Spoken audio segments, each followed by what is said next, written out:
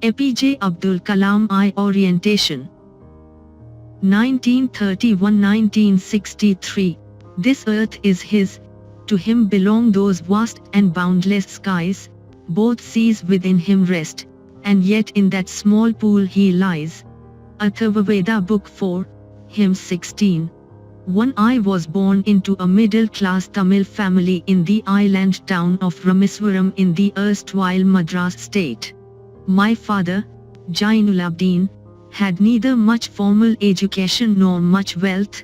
Despite these disadvantages, he possessed great innate wisdom and a true generosity of spirit. He had an ideal helpmate in my mother, Ashiamma. I do not recall the exact number of people she fed every day, but I am quite certain that far more outsiders ate with us than all the members of our own family put together. My parents were widely regarded as an ideal couple. My mother's lineage was the more distinguished, one of her forebears having been bestowed the title of Bahadur by the British. I was one of many children, a short boy with rather undistinguished looks, born to tall and handsome parents. We lived in our ancestral house, which was built in the middle of the 19th century. It was a fairly large Pakka house, made of limestone and brick, on the Mosque Street in Rameswaram. My austere father used to avoid all inessential comforts and luxuries. However, all necessities were provided for, in terms of food, medicine or clothes. In fact, I would say mine was a very secure childhood, both material-wise and emotional-wise. I normal-wise ate with my mother, sitting on the floor of the kitchen.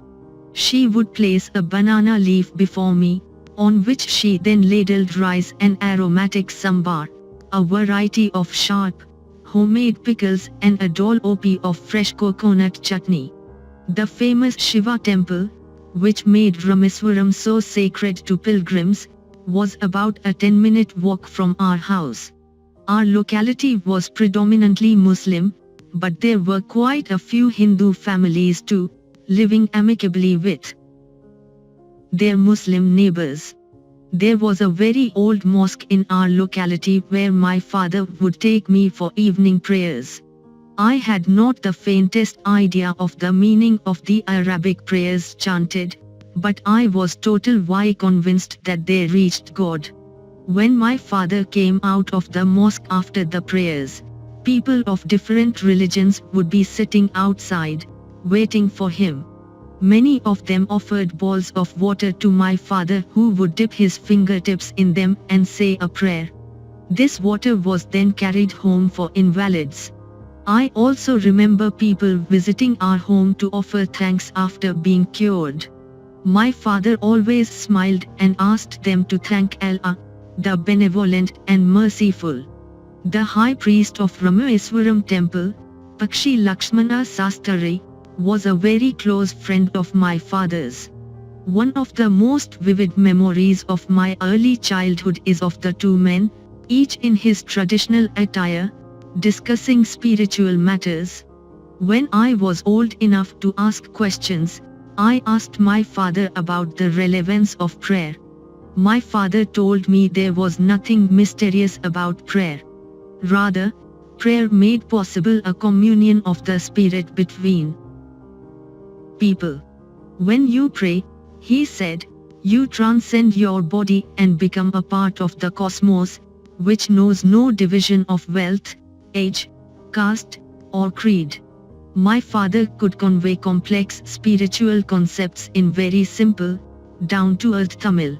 He once told me, in his own time, in his own place, in what he really is, and in the stage he has reached, good or bad, every human being is a specific element within the whole of the manifest divine being.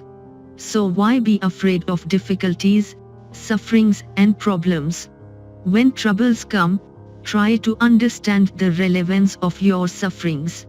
Adversity always presents opportunities for introspection. Why don't you say this to the people who come to you for help and advice? I asked my father. He put his hands on my shoulders and looked straight into my eyes. For quite some time he said nothing, as if he was judging my capacity to comprehend his words. Then he answered in a low, deep voice. His answer filled me with a strange energy and enthusiasm. Whenever human beings find themselves alone, as a natural reaction, they start looking for company. Whenever they are in trouble, they look for someone to help them. Whenever they reach an impasse, they look to someone to show them the way out. Every recurrent anguish, longing, and desire finds its own special helper. For the people who come to me in distress, I am but a go-between in their effort to propitiate demonic forces with prayers and offerings. This is not a correct approach at all and should never be followed. One must understand the difference between a fear-ridden vision of destiny and the vision that enables us to seek the enemy of fulfillment within ourselves. I remember my father starting his day at 4 a.m. by reading the namaz before dawn. After the namaz, he used to walk down to a small coconut grove we owned, about 4 miles from our home. He would return, with about a dozen coconuts tied together thrown over his shoulder, and only then would he have his breakfast. This remained his routine even when he was in his late 60s. I have throughout my life tried to emulate my father in my own world of science and technology. I have endeavored to understand the fundamental truths revealed to me by my father, and feel convinced that there exists a divine power that can lift one up from confusion, misery, melancholy and failure, and guide one to one's true place. And once an individual severs his emotional and physical bondage, he is on the road to freedom, happiness and peace of mind. I was about 6 years old when my father embarked on the project of building a wooden sailboat to take pilgrims from Rameswaram to Dhanuskodi, also called it Ch01, and back. He worked at building the boat on the seashore, with the help of a relative, Ahmed Ch01, who later married my sister, Zohra. I watched the boat take shape. The wooden hull and bulkheads were seasoned with the heat from wood fires. My father was doing good business with the boat when, one day, a cyclone bringing winds of over 100 miles per hour carried away our boat, along with some of the landmass of Ch01. The Pamban bridge collapsed with a train full of passengers on it. Until then, I had only seen the beauty of the sea. Now its uncontrollable energy came as a revelation to me. By the time the boat met its untimely end, Ahmed Ch01 had become a close friend of mine, despite the difference in our ages. He was about 15 years older than I and used to call me Azag. We used to go for long walks together every evening. As we started from Mosque Street and made our way towards the sandy shores of the island, Ch01 and I talked mainly of spiritual matters. The atmosphere of Rameswaram, with its flocking pilgrims, was conducive to such discussion. Our first halt would be at the imposing temple of Lord Shiva. Circling around the temple with the same reverence as any pilgrim from a distant part of the country, we felt a flow of energy pass through us. Ch01 would talk about God as if he had a working partnership with him. He would present all his doubts to God as if he were standing nearby to dispose of them. I would stare at Ch01 and then look towards the large groups of pilgrims around the temple, taking holy dips in the sea, performing rituals and reciting prayers with a sense of respect towards the same unknown, whom we treat as the formless Almighty.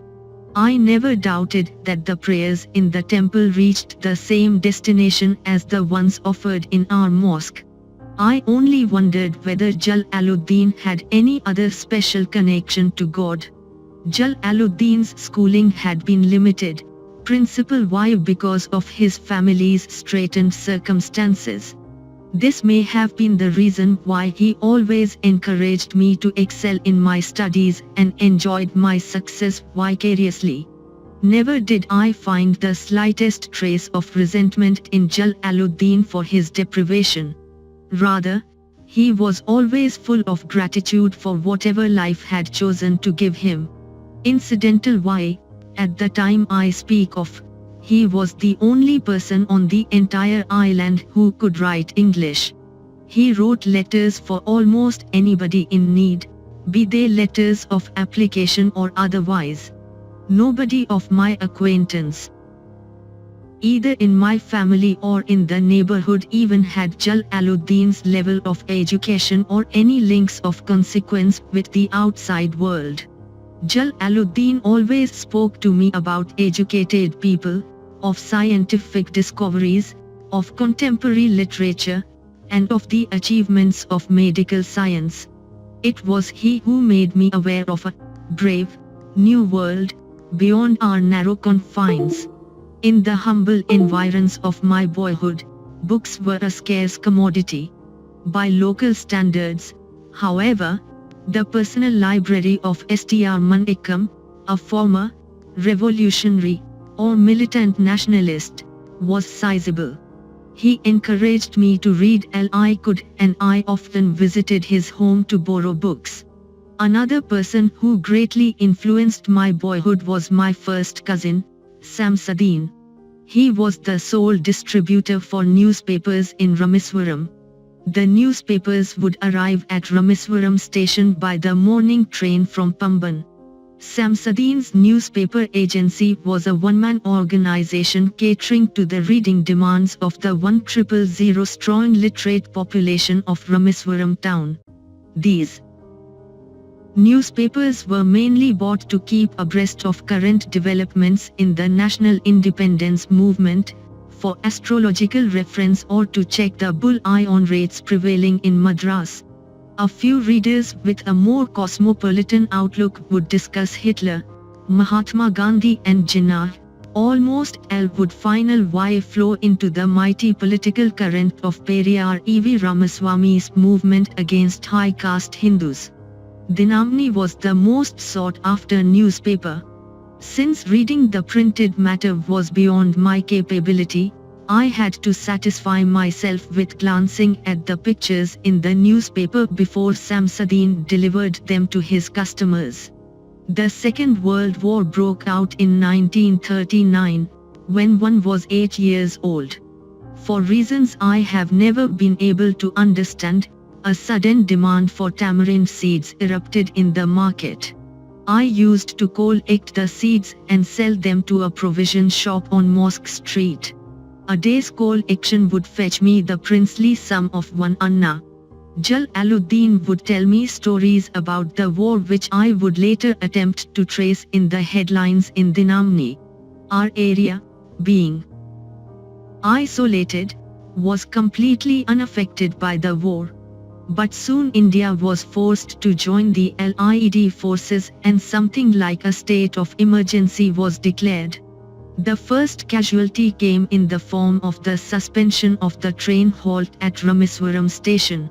The newspapers now had to be bundled and thrown out from the moving train on the Rameswaram road between Rameswaram and Dhanuskodi. That forced Samsuddin to look for a helping hand to catch the bundles and, as if natural why, I filled the slot. Samsuddin helped me earn my first wages.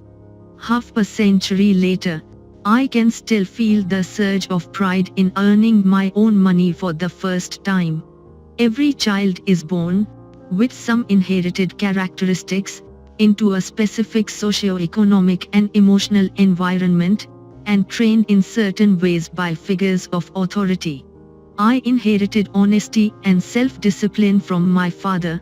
From my mother, I inherited faith in goodness and deep kindness, and so did my 3 brothers and sister.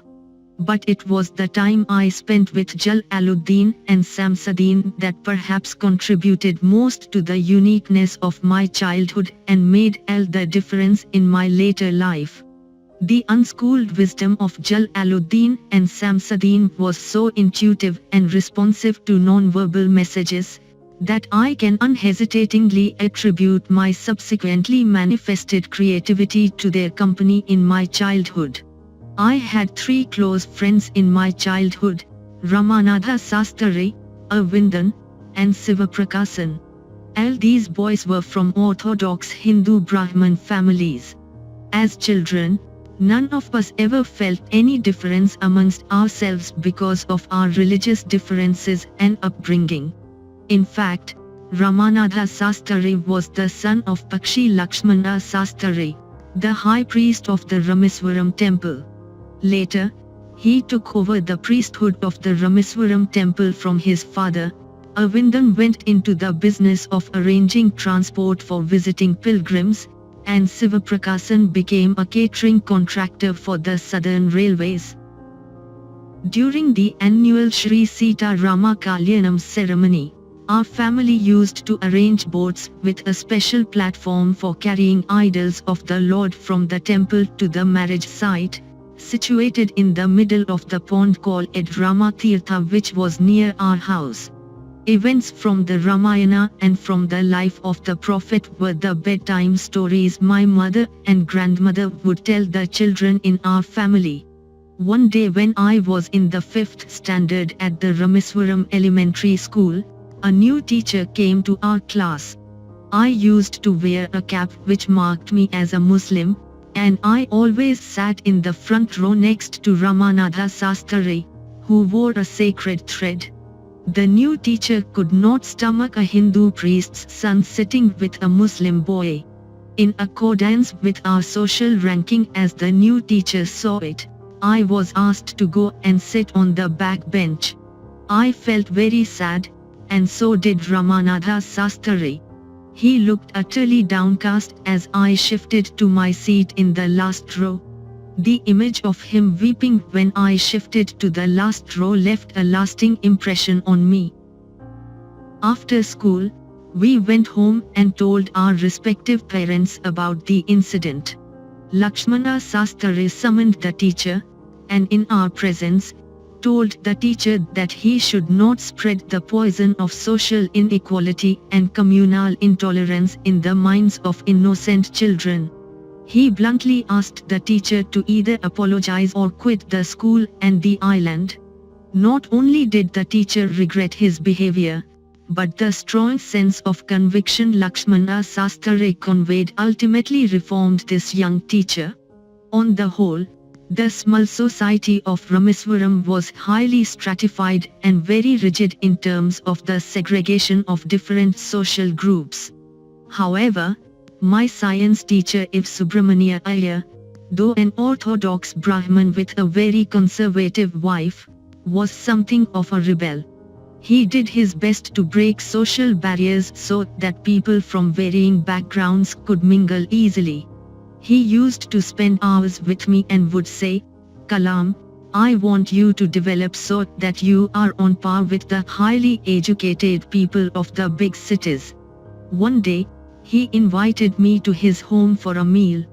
His wife was horrified at the idea of a Muslim boy being invited to dine in her ritual Vaipo kitchen. She refused to serve me in her kitchen. If Subramania Iyer was not perturbed, nor did he get angry with his wife, but instead, served me with his own hands and sat down beside me to eat his meal. His wife watched us from behind the kitchen door. I wondered whether she had observed any difference in the way I ate rice, drank water or cleaned the floor after the meal. When I was leaving his house, Iv Subramania Iyer invited me to join him for dinner again the next weekend. Observing my hesitation, he told me not to get upset, saying, "Once you decide to change the system, such problems have to be confronted." When I visited his house the next week, if Subramania Iyer's wife took me inside her kitchen and served me food with her own hands. Then the Second World War was over and India's freedom was imminent. Indians will build their own India, declared Gandhiji. The whole country was filled with an unprecedented optimism. I asked my father's permission to leave Rameswaram and study at the district headquarters in Ramnathpuram. He told me as if thinking aloud, "Abul, I know you have to go away to grow. Does the seagull not fly across the sun, alone and without a nest? You must forego your longing for the land of your memories to move into the dual ing place of your greater desires. Our love will not bind you nor will our needs hold you." He quoted Khalil Gibran to my hesitant mother. Your children are not your children. They are the sons and daughters of life's longing for itself. They come through you but not from you. You may give them your love but not your thoughts, for they have their own thoughts. He took me and my 3 brothers to the mosque and recited the prayer Al-Fatiha from the Holy Quran. As he put me on the train at Rameswaram station, he said, "This island may be housing your body but not your soul. Your soul dwells in the house of tomorrow which none of us at Rameswaram can visit, not even in our dreams. May God bless you, my child." Samsuddin and Ahmed Jalaluddin travelled with me to Ramnathpuram to enroll me in Ch01 High School and to arrange for my boarding there. Somehow, I did not take to the new setting. The town of Ramnathpuram was a thriving, factious town of some 50,000 people, but the coherence and harmony of Rameswaram was absent. I missed my home and grabbed every opportunity to visit Rameswaram. The pull of educational opportunities at Ramnathpuram was not strong enough to nullify the attraction of pole, a South Indian sweet my mother made. In fact, she used to prepare 12 distinctly different varieties of it, bringing out the flavor of every single ingredient used in the best possible combinations. Despite my homesickness, I was determined to come to terms with the new environment because I knew my father had invested great hopes in my success. My father visualized me as a coal actor in the making, and I thought it my duty to realize my father's dream, although I desperately missed the familiarity, security and comforts of Rameswaram. Jalaluddin used to speak to me about the power of positive thinking, and I often recalled his words when I felt homesick or dejected. I tried hard to do as he said, which was to strive to control my thoughts and my mind and, through these, to influence my destiny. Ironical why, that destiny did not lead me back to Rameswaram, but rather swept me farther away from the home of my childhood.